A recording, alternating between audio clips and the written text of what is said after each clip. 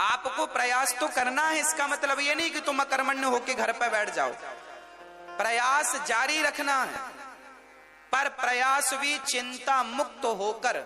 मैं ये चाहता हूं आप चिंता से छूट जाएं। अच्छा महाराज जी घर बनवाने का सोच रहे हैं, उसी की चिंता है, बनेगा कि नहीं, बनेगा कि नहीं, बनेगा कि नहीं। तो क्या चिंता करने से घर बन जाएगा? फिर कैसे बनेगा? चिंता करने से घर बनता है तो आओ हम सब मिलके चिंता करते हैं, घर बनेगा कि नहीं, घर बनेगा कि नहीं, इसका माला भी जप लेते हैं, घर बनेगा कि नहीं, घर बनेगा कि नहीं, घर बनेगा कि नहीं, घर बनेगा कि नहीं, घर बनेगा। क्या होगा इससे? बेवकूफों की तरह व्यवहार करते हो, रोते हो बाद में, महाराज जी हम बड़े दुखी हैं। अरे पागल, घर बनेगा कि नहीं ये चिंतन छोड़ के घर बनाने के लिए जो पैसों की जरूरत है, उस पैसे के लिए आपको कर्मठ होना चाहिए। कर्म करना शुरू कर दो, अपने आप आपकी इच्छाएं, आपकी जरूरतें पूरी होती जाएंगी। चिंता करने से क्या होगा? ये मत सोचा करो ये होगा कि नहीं, होगा कि नहीं। ये मूर्ख लोगों के काम है, विद्वान लोग ऐसा नहीं करते, समझदार लोग ऐसा व्यवहार नहीं करते, ये मूर्खों की बातें। जो होना है होके रहेगा। अच्छा मैया, जो होना है वो होके रहता है कि नहीं? बोलो। तुम्हारी और हमारी मर्जी से क्या होता है? डॉक्टर ने कहा कि तुम्हारी बहू को 9 तारीख को बच्चा हो जाएगा, 9 तारीख तक डॉक्टर ने डिलीवरी की तारीख दे दी। ऐसा डॉक्टर देते हैं ना, 9 तारीख तक डिलीवरी हो जाएगी, परंतु 10 हो गई, 11 हो गई, 12 हो गई, अभी तक बच्चा नहीं हुआ। फिर तुम क्यों माथा पच्ची कर रहे हो? सब बढ़िया है ना, जच्चा बच्चा दोनों ठीक हैं, स्वस्थ हैं, डॉक्टर से सलाह लेते रहो, ठीक बात है। पर इस महाराज बेटा नहीं हो रहा है, बच्चा नहीं हो रहा। अरे नहीं हो रहा, जब समय होगा होगा। अभी समय नहीं हुआ तो नहीं हुआ, समय नहीं हुआ तो नहीं हुआ, हो जाएगा समय तो हो जाएगा। अब तुम सो नहीं महाराज बच्चा नहीं हो रहा, अब रात को नींद नहीं आ रही, बच्चा नहीं हो रहा, बच्चा नहीं। अब ताक रहे उल्लुओं की तरह, बच्चा नहीं हो रहा, बच्चा नहीं हो रहा। ये फोकट की जो चिंताएं आप लोग करते हैं, इसमें किसी का कसूर नहीं है, ये आपकी अज्ञानता है, यही आपकी अज्ञानता का परिचय है। आपको रत्ती पर भगवान पे भरोसा नहीं है। अरे भगवान को सौंप दो, प्रभु जो होना होगा, जैसे होना होगा, आपकी मर्जी में मैं प्रसन्न हूं, जब होना हो जाएगा, बेटी का विवाह हो जाएगा, बच्चा हो जाएगा, घर बन जाएगा, मेरी आमदनी नहीं है, चलो भगवान पे विश्वास रखो और कर्म करो, कल आएगी। कल आज मैं सफल नहीं हूं, विश्वास बना के रखो और कर्म करते रहो। अब मैं सफल होऊंगा महाराज जी, मैं पास हो जाऊंगा, पास होऊंगा कि नहीं पास हो? कई लोग हमसे पूछते महाराज जी हम पास हो जाएंगे, महाराज जी हम पास हो जाएंगे। अरे पागल, पढ़ेगा और बढ़िया लिखेगा तो पास होगा। अब मैं कह दूं पास हो जाएगा, हाँ महाराज जी ने कहा पास हो जाऊंगा, स्कूल जाने की जरूरत नहीं है, अब एग्जाम देने की जरूरत है, महाराज जी ने कह दिया पास हो जाओगे तो हो जाओगे।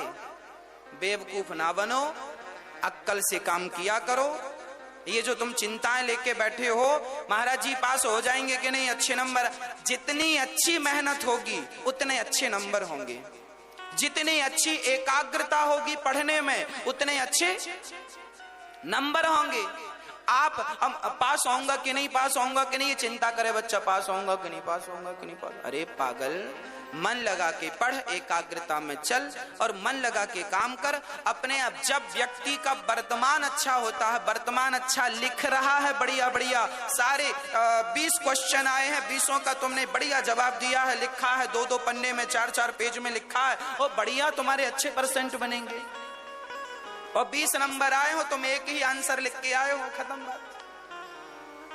जितना अच्छा कर्म कर पाओगे उतने अच्छे सफल व्यक्ति हो पाओगे। आपकी सफलता आपके कर्म पर निर्भर है, जितना अच्छा कर्म उतने अच्छे सफल व्यक्ति।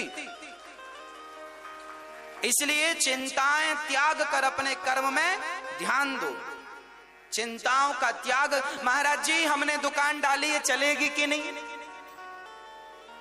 चलेगी कि नहीं? अब तुमने जंगल में दुकान डाली होगी तो वहां बंदर भालू आएंगे।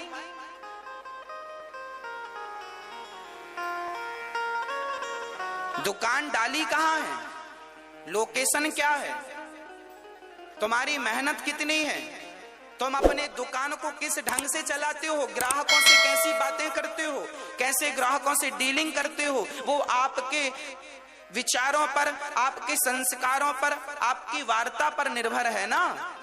आप ग्राहकों को जितना संतुष्ट करेंगे आपकी ग्राहकी उतनी बढ़ेगी। और आपके दुकान से एक ग्राहक यदि खाली जाता है तो ग्राहक भगवान का स्वरूप होता है, भगवान नाराज हो जाते हैं, ये ग्राहकों का सम्मान नहीं करता, इसकी दुकान में अब ग्राहक नहीं भेजना चाहिए। वो आदमी भरी मार्केट में भी बैठा रहता।